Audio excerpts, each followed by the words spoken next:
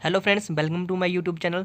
तो friends, JBT भर्ती, TGT language teacher, NTT nursery teacher, MTS और आउटसोर्स कर्मचारियों के मामले में कुछ लेटेस्ट अपडेट्स निकल के आए हैं। तो चलिए वीडियो देखते हैं। वीडियो अच्छी लगे तो लाइक करना, चैनल को सब्सक्राइब करना, वीडियो शेयर करना। कि राज्य सरकार अदालत के फैसले के बावजूद जो है वो भर्ती प्रक्रिया को यहाँ पर शुरू कर सकता है। आपको बता दें 28 फरवरी तक रिजल्ट को घोषित करने की बात जो है वो सरकार ने भी कही है। और इस पर जो है वो फिलहाल एक मामला जो है वो हाई कोर्ट में भी है, सुप्रीम कोर्ट में भी है। लेकिन प्रदेश सरकार के जो एडवोकेट जनरल हैं अशोक कुमार, उनकी अध्यक्षता में जो है कमेटी बनी थी जिसने अपनी फाइल जो है वो सौंप दी है, अपना ओपिनियन जो है वो राज्य सरकार को दे दिया है। और साफ तौर पर इसमें कहा गया है कि जो भी आदेश हाईकोर्ट की तरफ से पिछली बार आया था उसके बावजूद भी राज्य सरकार जो प्रोसेस है इसकी भर्ती का, जेबीटी की भर्ती का, उसको यहाँ पर शुरू कर सकती है। अभी इसमें 22 फरवरी को एक मामला जो है वो सुप्रीम कोर्ट में भी लगा हुआ है। सुप्रीम कोर्ट से भी इसमें कुछ अभी फैसला जो है वो आना शेष है। उधर 26 तारीख को हिमाचल हाई कोर्ट में भी जो है वो सुनवाई होनी है इस मामले पर इन दोनों मामलों में, चाहे वो हाई कोर्ट का मामला हो, हाई कोर्ट से फैसला है और सुप्रीम कोर्ट से भी उनका वर्डिक्ट आएगा, तो उसके बावजूद भी राज्य सरकार जो है वो जेबीटी की भर्ती की प्रक्रिया यहाँ पर शुरू कर सकती है। तो दोनों फैसलों के आधार पर जो है वो आगे रिजल्ट तैयार किया जाएगा। लेकिन सरकार को राहत जेबीटी भर्ती शुरू करने को लेकर है। तो फैसले पर अब सरकार की नजर रहेगी कि सरकार कितनी तेजी से इस पर आगे प्रोसेस करती है, क्योंकि पहले वर्ष 2019 के कमीशन को जो है कमीशन रिजल्ट को निकाला जाएगा। जो इसमें बताया जा रहा है कि 2019 में जो कमीशन ने परीक्षा जो है वो ली थी उसका रिजल्ट अभी तक नहीं निकला है। उस रिजल्ट को पहले निकाला जाएगा, उसके बाद बैच वाइज भर्ती का जो प्रोसेस है उसको आगे यहाँ पर शुरू किया जाएगा। 40,000 के करीब जो है वो जेबीटी प्रशिक्षु हैं जो कि अपनी भर्ती का इंतजार कर रहे हैं। और इनके लिए राहत भरी बड़ी खबर यही है कि ओपिनियन लॉ डिपार्टमेंट का आ गया है, एडवोकेट जनरल का आ गया है और सरकार इस पर भर्ती शुरू कर सकती है। अब ये सरकार के ऊपर निर्भर करता है कि इन जेबीटी प्रशिक्षुओं की भर्ती वो कब से शुरू करती है और इनको कब से जो है वो राहत सरकार प्रदान करती है। तो फिलहाल 40,000 जो युवा हैं उनके लिए रोजगार का एक बड़ा द्वार यहाँ पर खुलने जा रहा है। और रोजगार का ये द्वार खुलेगा तो इन लोगों की लंबे समय से चली आ रही मांग भी पूरी हो जाएगी। हम बजट सत्र के अलावा दूसरी खबरों पर बात करें, जेबीटी शिक्षकों को लेकर जिस प्रकार से आज एक फैसला हुआ है, जेबीटी शिक्षकों को आदेश दिए गए कि वे संगीत और योग के विषय भी पढ़ाएंगे। इस पर शिक्षक पूरी तरह से व्यवस्था पर सवाल उठा रहे हैं, क्योंकि जेबीटी टीचर्स का कहना है कि उनके पास पहले इतना ज़्यादा काम है, 5 विषय वे पढ़ा रहे हैं, मिड डे मील का वे कार्य देख रहे हैं, तमाम व्यवस्था को वे सुचारू रूप करने के लिए तटस्थ हैं। बावजूद इसके सरकार ने अब संगीत और योग 2 विषय उनके हवाले कर दिए हैं। और उनका कहना है कि खासकर जिन जेबीटी अध्यापकों को संगीत का कोई ज्ञान नहीं है, जिन्हें योग की शिक्षा दीक्षा नहीं मिली है, वे आखिर खुद अगर वे कोरे हैं तो बच्चों को कैसे पढ़ाएंगे। इसके चलते शिक्षा व्यवस्था पर भी सवाल उठ रहे हैं। हमारा जो यहाँ पर एजुकेशन का सिस्टम है उसको क्वेश्चन किया जा रहा है, क्योंकि जो टीचर खुद इन विषयों में जिनकी महारत हासिल नहीं है, जिन्हें खुद ज्ञान नहीं है, जिन्हें संगीत की ABC का पता नहीं है, वे आखिर बच्चों को किस प्रकार से संगीत की शिक्षा देंगे। क्योंकि प्राइमरी स्कूलों में योग संगीत शिक्षक की भर्ती का प्लान इस समय सरकार के पास कुछ नहीं है, सिर्फ यहाँ पर जुगाड़ के चलते ही छात्रों को पढ़ाया जा रहा है। वहीं दूसरी ओर बात करें तो 3 महीने से लैंग्वेज टीचर भी अपनी नियुक्ति को लेकर निराश है, सरकार से बुरी तरह से परेशान है। और अब सरकार को लिखित रूप से ये भेजा गया कि आखिर बताएं कि वे नौकरी के हकदार नहीं हैं। शिक्षकों ने इसे लेकर मोर्चा खोल दिया है। 4 जिलों में बेशक नियुक्ति पत्र सौंप दिए, लेकिन 8 जिलों में ये दलील दी जा रही है कि कोई वैकेंसी ना होने की वजह से उनकी नियुक्ति नहीं हो रही है। इस पर जितने भी यहाँ पर पात्र अध्यापक हैं, कैंडिडेट हैं, उन्होंने सरकार से ये पूछा है क्या कमीशन पास अभ्यर्थियों का कसूर क्या है, क्या उनकी सबसे बड़ी गलती ये है कि उन्होंने एक अच्छी शिक्षा ली, उन्होंने कमीशन पास की और कमीशन पास करने के बाद अब सरकार उनकी तरफ देख नहीं रही है। टीजीटी टीजीटी चाहे नॉन मेडिकल हो, आर्ट्स हो, तमाम इस वर्ग के भी जितनी कैटेगरी के एप्लीकेंट्स हैं अपनी नियुक्ति ना होने को लेकर सरकार से खफा हैं। लंबे समय से टीजीटी जितने भी हैं लगातार इस चीज़ को सरकार के साथ उठा रहे हैं कि उन्हें नियुक्ति दी जाए, और इस विषय को लेकर हमने शिक्षा विभाग के सचिव रजनीश से भी बात की। उनसे पूछा कि आखिर क्यों टीजीटी का या भाषा अध्यापक का मसला, ये जितने भी नियुक्ति के मसले क्यों लटके हुए हैं। इस पर उनका कहना था कमीशन से जरूर ये मामला आगे बढ़ चुका है और एलिमेंट्री एजुकेशन को भी निर्देश जारी किए जा चुके हैं। उनका कहना है कि बजट सत्र से पहले जितने भी ये लंबित मामले हैं, चाहे टीजीटी नियुक्ति का हो या फिर दूसरी भर्तियों के मामले हो, भाषा अध्यापक का हो, वैकेंसी के आधार पर इन्हें तुरंत प्रभाव से भरने की यहाँ पर कवायद शुरू कर दी जाएगी। साथ ही अगर जेवीटी की बात करें, जेवीटी को लेकर भी जिस प्रकार से लॉ ओपिनियन के लिए फाइल भेजी गई है, क्योंकि अदालत से ये इस पूरे जेबीटी मामले में स्टे किया गया है। कोर्ट ने अपने पिछले फैसले को, पारित आदेश को स्टे किया है, लेकिन आदेश को निरस्त नहीं किया है। इसके चलते लॉ ओपिनियन लेने के बाद, लॉ डिपार्टमेंट से ओपिनियन आने के बाद इस पूरे मामले में सरकार चाहती है कि जेबीटी की भर्ती भी तुरंत प्रभाव से शुरू कर दी जाए। इसके लिए आज शिक्षा विभाग के सचिव रजनीश ने लॉ डिपार्टमेंट के अफसरों के साथ बैठक की, अपने डिपार्टमेंट के अधिकारियों से मंत्रणा की। मुख्य सचिव राम सुभग सिंह ने भी जितने भी एजुकेशन से जुड़े मामले थे 3:30 बजे शिक्षा विभाग के अफसरों को बुलाकर, लॉ डिपार्टमेंट के अफसरों को बुलाकर इस पर पूरा फीडबैक लिया कि आखिर टीजीटी का मामला क्यों फंसा है, लैंग्वेज टीचर का मामला क्यों फंसा हुआ है, और साथ ही जेबीटी मामले में भी उन्होंने फीडबैक लिया। साथ ही उन्होंने कहा कि हाई पावर कमेटी की जो मीटिंग होनी है, उस मीटिंग के लिए कौन कौन से ऐसे एजेंडा आइटम्स हैं हाई पावर कमेटी में ले जाने, टीचर्स के कौन कौन से मसले हैं। इस पूरे मामले का रिव्यू करने के बाद ये कहा गया कि जेबीटी का जिस प्रकार से लिटिगेशन का मामला खड़ा, इसे तुरंत सुलझाया जाए। मुख्य सचिव ने भी लॉ डिपार्टमेंट को यह निर्देश जारी किए कि तुरंत प्रभाव से लॉ डिपार्टमेंट अपनी ओपिनियन एजुकेशन डिपार्टमेंट को दे, ताकि इसे तुरंत प्रभाव से जेबीटी के मसले को सुलझाने के बाद यहां पर भर्ती प्रक्रिया शुरू की जा सके। साथ ही मुख्य सचिव ने यह भी निर्देश दिए कि हाई पावर कमेटी जो शिक्षकों के लिए होनी है, उसका एजेंडा तुरंत प्रभाव से तैयार किया जाए, और जो जेन्युइन उनकी मांगे हैं, जो प्रमुखता से उनकी 3-4 मांगे हैं, उन्हें टॉप प्रायोरिटीज़ पर रखा जाए। 10 मांगों को टॉप पर रखा जाए और 3-4 को सबसे ऊपर रखा जाए, ताकि सरकार कम से कम बजट सत्र से पहले अध्यापकों के जितने भी मसले हैं उनको सुलझा सके।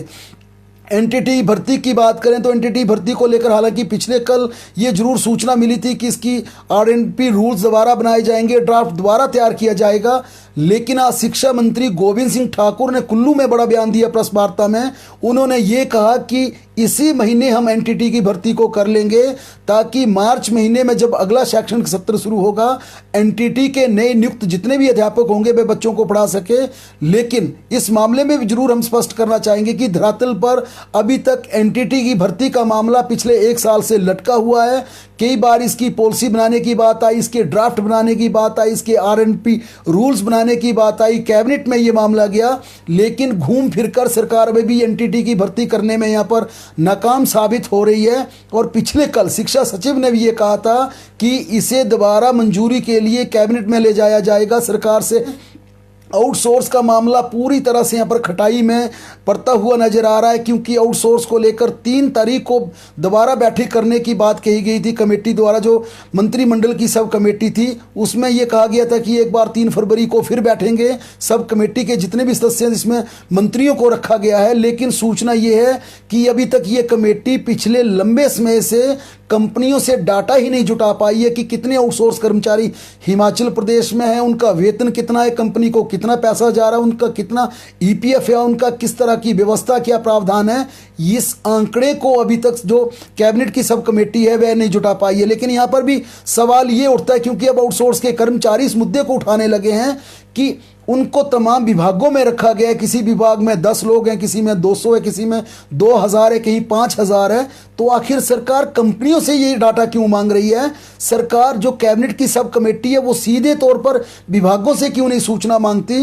वे वित्त विभाग को एक निर्देश जारी करें कि तुरंत प्रभाव से 3 दिन के भीतर आप डिपार्टमेंट से सूचना मांगिए किस विभाग में कितने आउटसोर्स के कर्मचारी हैं, उन्हें कितना वेतन दिया जा रहा है और सरकार कितना उसमें से हिस्सा कंपनियों को दे रही रही है, क्योंकि जिस प्रकार से आउटसोर्स के मसले को उलझाया जा रहा है, अब लगता नहीं है कि ये विधानसभा सत्र जो बजट सत्र होगा उसमें इसकी घोषणा हो पाएगी, क्योंकि मुख्यमंत्री जयराम ठाकुर खुद ये ऐलान कर चुके हैं कि बजट सत्र के दौरान आउटसोर्स कर्मचारियों के लिए बड़ा ऐलान किया जाएगा।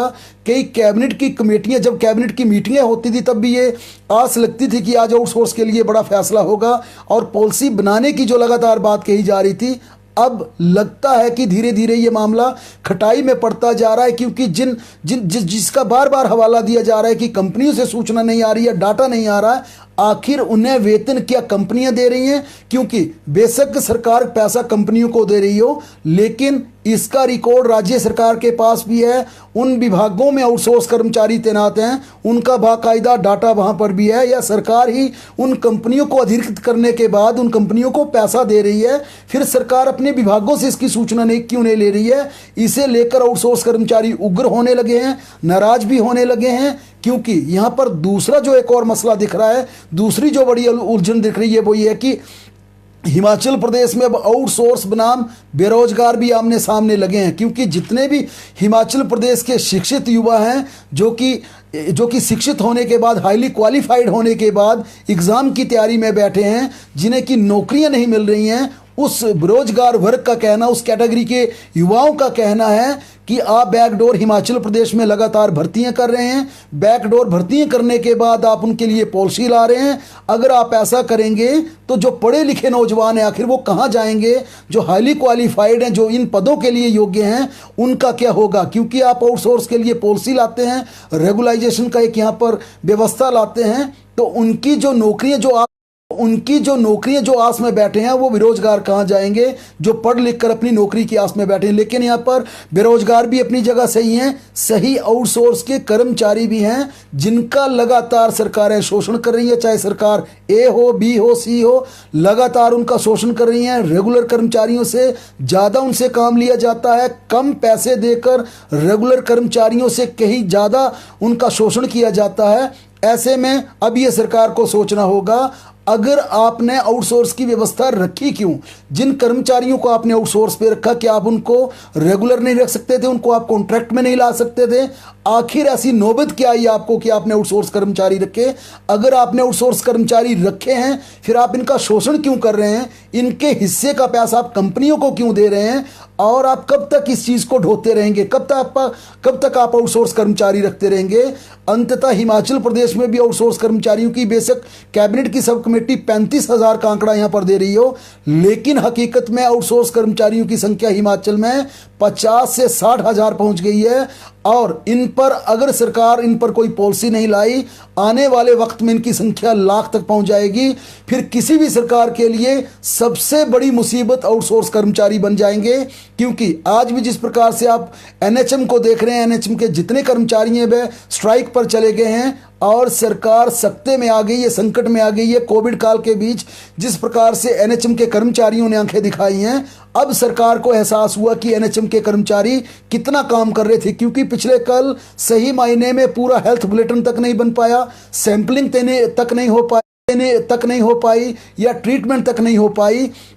अब सरकार की आंखें खुली है कि हिमाचल प्रदेश में चाहे आउटसोर्स कर्मचारी हो, रोगी कल्याण समिति के कर्मचारी हो, रेड क्रॉस के कर्मचारी हो, आशा कर्मचारी हो, रेड क्रॉस के कर्मचारी हो, आशा वर्कर्स हो, आंगनवाड़ी वर्कर्स हो, या फिर नेशनल हेल्थ मिशन के कर्मचारी हो, सही मायने में हिमाचल प्रदेश की बैकबोन यही कर्मचारी हैं जिनका सरकार शोषण कर रही है, जिनको बिल्कुल पैसे नहीं दे रही है, जिनको अवकाश नहीं दे रही है, छुट्टियां नहीं दे रही हैं। उनका शोषण करने के बावजूद सरकार के लिए बैकबोन का काम वही कर रही हैं, क्योंकि एनएचएम की स्ट्राइक के बाद मुख्यमंत्री जयराम ठाकुर को खुद उनसे अपील करनी पड़ी, खुद उनसे आह्वान करना पड़ा कि तुरंत प्रभाव से स्ट्राइक को खत्म कर दें। इस मामले को केंद्र सरकार से भी उठाया जाएगा, राज्य सरकार भी विचार करेगी। आखिर तो फ्रेंड्स, इन एडिशन आपके लिए एक और इन्फॉर्मेशन है। अगर आप हिमाचल प्रदेश में किसी भी गवर्नमेंट एग्जाम की तैयारी कर रहे हैं तो परीक्षा ऐप आपके लिए बहुत ही हेल्पफुल हो सकती है। तो सिंपली प्ले स्टोर पर जाइए, इस ऐप को डाउनलोड कर लीजिए। इसका लिंक आपको डिस्क्रिप्शन में भी मिल जाएगा। तो जैसे ही आप ऐप पर जाओगे, आपको यहाँ पे काफ़ी स्टडी मटेरियल मिल जाएगा regarding Himachal Pradesh government exam. यहाँ पर आपको डेली डोज, करंट, जीके, साथ में आपको फ्री टेस्ट सीरीज़ भी कुछ मिल जाएंगी, और साथ में JYT, अलाइड सर्विसेज, HPGK। और अगर आप कोई टेस्ट सीरीज़ बाय करना चाहते हो तो सिंपली टेस्ट सीरीज़ के ऊपर जाइए, यहाँ पे आप बाय कर सकते हो। आप देख सकते हो यहाँ पे JOIT, Himachal Pradesh allied, HP GK, HP cooperative bank और पुलिस कांस्टेबल की टेस्ट सीरीज अवेलेबल है। तो सिंपली क्लिक करती जैसे आप क्लिक करोगे आपके पास एक नेक्स्ट विंडो खुल जाएगी। अनलॉक कोर्स पे क्लिक करिए तो यहाँ पे आप बाय कर लीजिए। अब प्राइस है 299 लेकिन नॉट नीड टू पे 300। आपको कोड लगाना है LOST50 और यही आपको 299 वाली सीरीज़ आपको 150 रुपये में मिल जाएगी। किसी भी एग्ज़ाम को क्रैक करने के लिए टेस्ट सीरीज़, मॉक टेस्ट बहुत ही इंपॉर्टेंट होते हैं, इसलिए अगर आपने HP पुलिस का एग्ज़ाम देना है तो आप जाके ये टेस्ट सीरीज़ बाय कर सकते हो LOST50। अगर आप JOIT की सीरीज़ लेना चाहते हो तो वो भी आपको अवेलेबल है। आपको LOST50 कोड लगा के आपको ये 50% डिस्काउंट पे मिल जाएगी। अगर आपने NT या अलाइड की एग्ज़ाम की प्रिपरेशन कर रहे हो तो आपको महात्मा गांधी की टीचिंग की सीरीज़ भी मिल जाएगी। तो सिंपली आपको कोई भी सीरीज़ लेनी है तो वो आप बाय कर सकते हो। आपको कोड लगाना है LOST एंड आपको 50% डिस्काउंट मिल जाएगा। So friends, simply go to Google Play Store and download this useful app. जय हिंद, जय Himachal, God bless you all the best for your future.